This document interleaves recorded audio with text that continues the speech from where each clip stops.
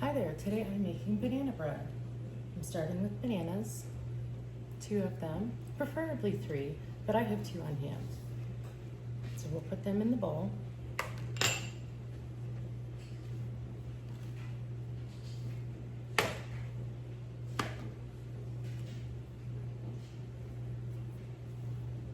You really want ripe bananas. Mine have started with the brown and the speckles. That means they're going to be good and sugary. You could even go darker than that for extra sugar. The darker they are, the less actual granulated sugar you want to put in. So we start with the bananas, and I'm going to just smash them up a little bit.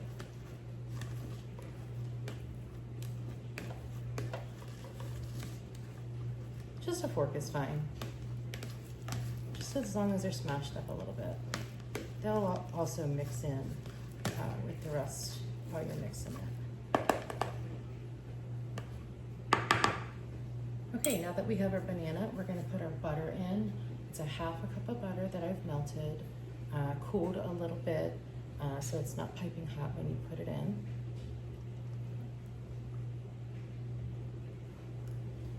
Okay, and I am using my Danish whisk today.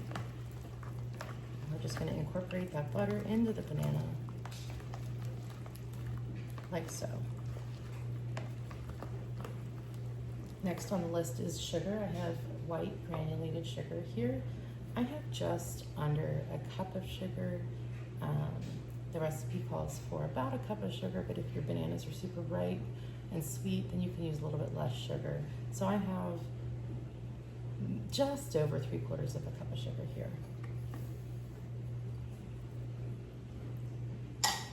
And you want to incorporate that really well.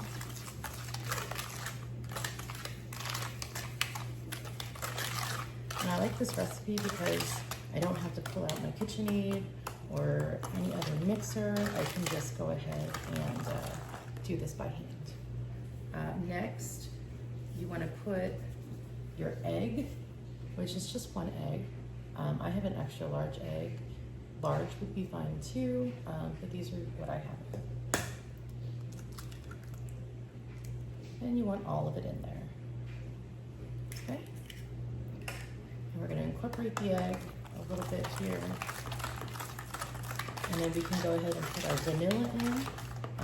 I have an imitation vanilla extract for this recipe. Sometimes I will use a better vanilla. Just depends on the recipe. But for today, this is what I grabbed. Recipe calls for a teaspoon.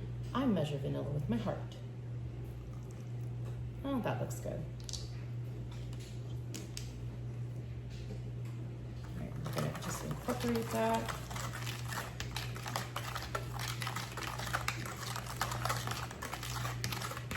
Now, some banana bread recipes call for nutmeg or cinnamon or nuts. I have some non-cinnamon lovers in my family and some non-nut lovers in my family, so I'm not incorporating any of that, but you can. Next, we're going to put the baking soda and salt in. I have a teaspoon of baking soda right here, and you just sprinkle it on top.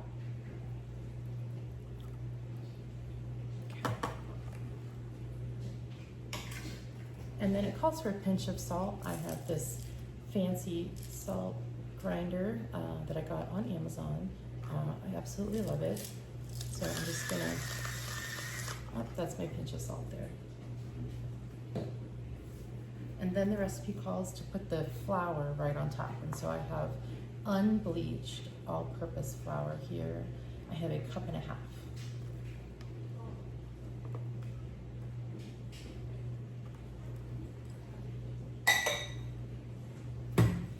And then you just want to incorporate everything.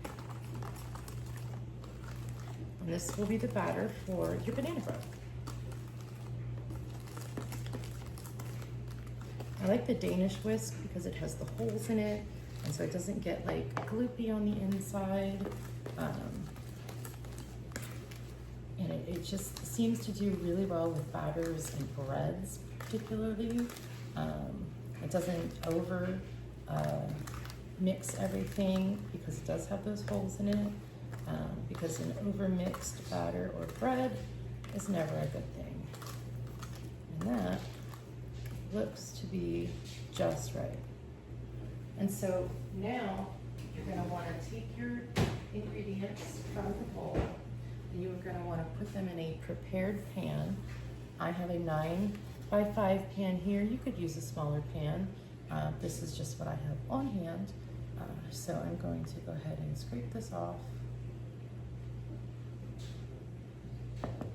We don't want to waste any of the goodness.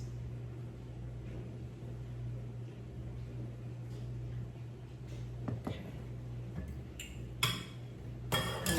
I've prepared this pan. I just used some cooking spray on the inside. You could use parchment, butter and flour, whatever you want to do. But these are pretty non-stick, so I'll go ahead and just use it with some cooking spray. You just put the batter right in. Very easy. This banana bread comes together really quickly, which is why it's a favorite of mine. It's delicious and it comes together quickly. And sometimes I want to make something homemade, but I just don't have a lot of time. And this comes in handy, especially when I have some leftover bananas.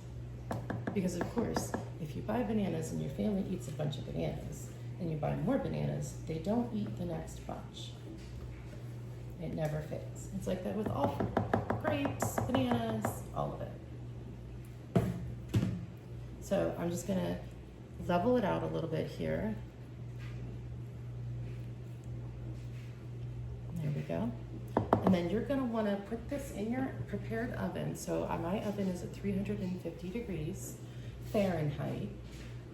And then I'm gonna bake this for 50 to 60 minutes, depending on your oven. It could take a little bit more, a little bit less.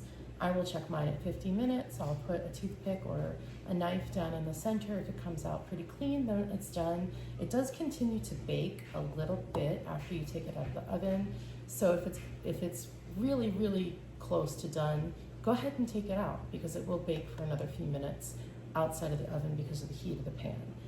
When it comes out, you're going to want to put it on a wire rack so that the underneath can get some air, and you'll cool it for about 10 minutes in the pan, and then you can turn it out and slice it up, put butter on it, however you want to eat it. This is banana bread. Enjoy.